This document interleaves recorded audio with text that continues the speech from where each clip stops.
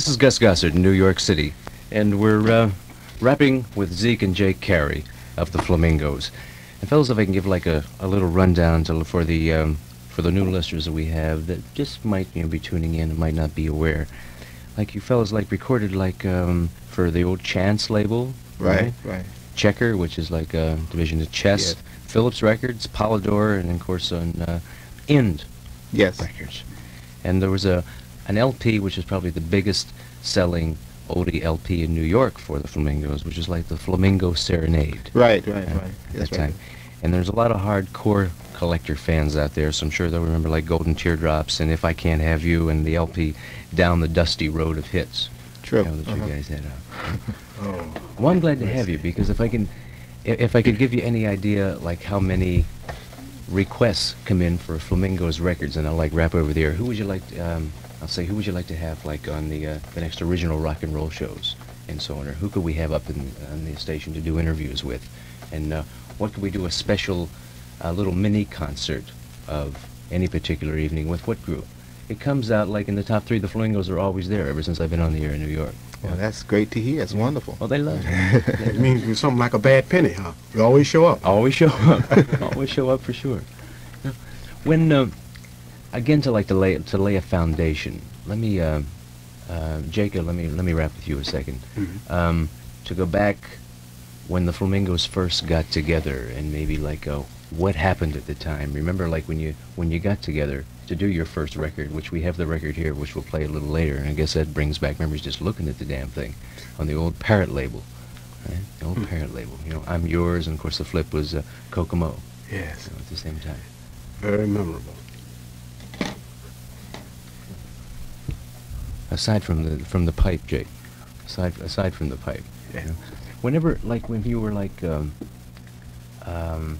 when the group first got together, was it like a situation where you guys were hanging out, or you met, or was like a professional type of thing where someone turned you on to someone and said, yeah, well, this cat's got a good voice, and I want let's get a hold of him? Well, How did it all come about? And it was a very unusual thing in my recollection, is that the Flamingos got together, as I get it. We were at a picnic. Okay. We were at a picnic, and the real odd thing was the guy was feeling real nice, very nice. We was out there humming, and the thing happened. This guy came through, and so we were just humming. So he said, and he feeling extra nice that evening, that picnic evening, he was feeling extremely nice, and the mosquitoes was taking care of him. He was looking for mosquito ointment.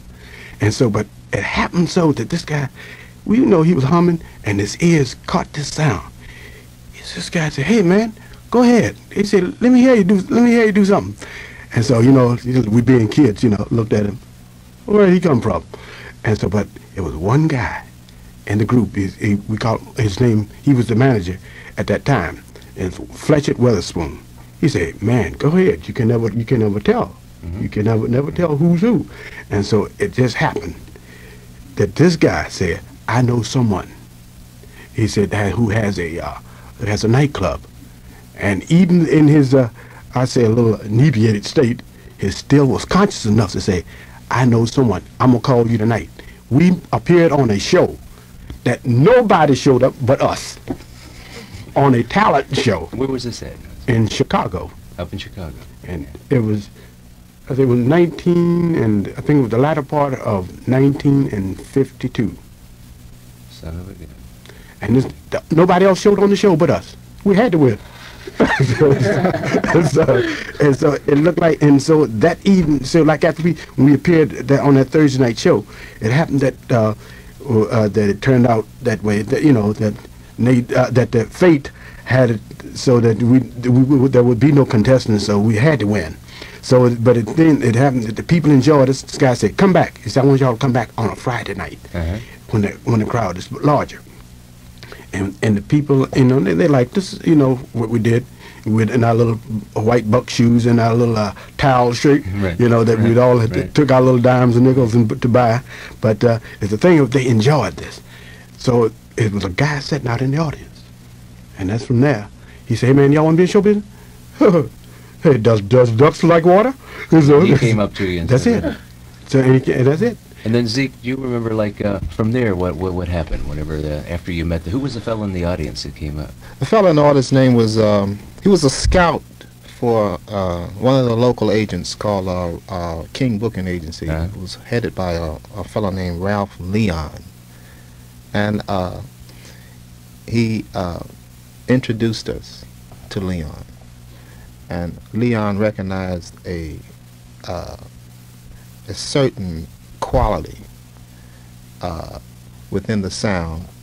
I think the first thing, the most important of all, was a certain amount of togetherness. It so happened that the bunch of us was two sets of cousins, two Careys and a fellow named Wilson and Carter, but they were cousins and we were cousins, and we were very close, and we used to play around in each other's different homes. We used to just kid around and sing, never with music, always a cappella. You know, and we established a close, very cohesive sound this way. And I think he must have recognized something different, and that will to really want to do something. And that's how everything kind and of it began from that will. You know, he was new in the business. He was a new agent, and to a great deal unaware of what show business was but all still about. He believed. But he believed in himself, and then when he saw some unique quality in somebody else, he believed in them, and he really pushed. Super. He really pushed us. Ladies and gentlemen, we're talking to the fabulous Flamingos. Please wait for me, for I shall return. My love for you will forever burn. Though we must part, there's no reason to cry. Just say so long, so long, darling, because lovers never say goodbye.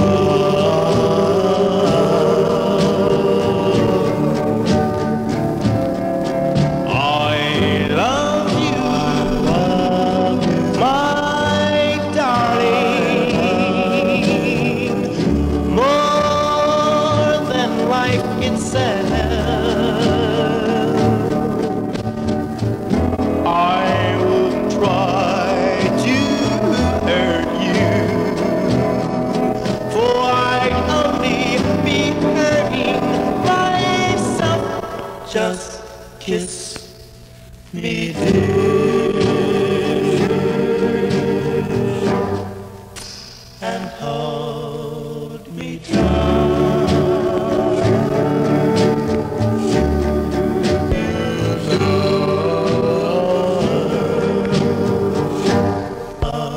Last time, though we must part, there's no reason to cry. Just say so long, darling, because lovers never say goodbye. Never say goodbye, goodbye, goodbye. Sure is jumping all over the place there. Isn't it? Yeah.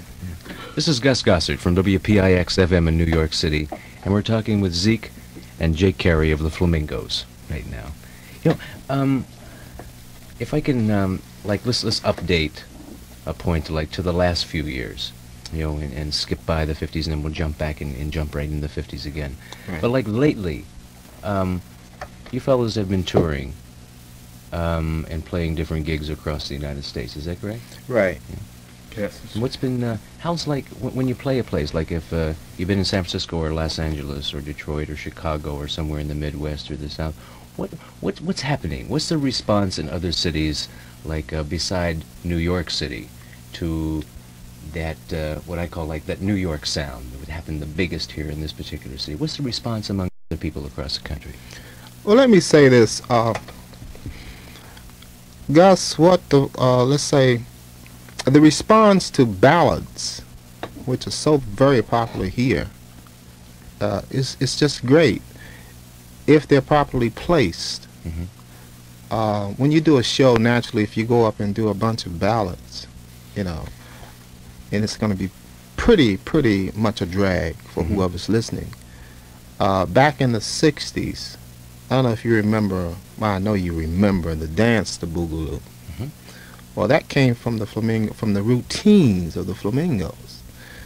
We cut the tune, we wrote the song Boogaloo Party, and well, first let's talk about the routines. We used to do quite a bit of up-tempo things, especially when we had, you know, the big ballads.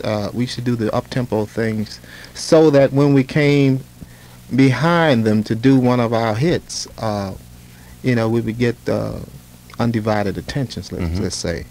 Plus it was show business. It was showbiz, Yeah. yes. You couldn't just go up and do a bunch of ballads. So we always did our own choreography. We never hired anyone to stage the act or anything like that.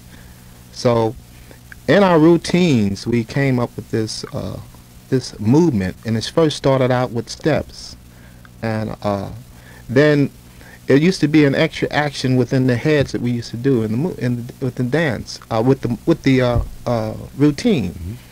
So what happened is we used to close the show with saying, "Dance hardy, stay with your party, and don't bother nobody," right? And everybody used to be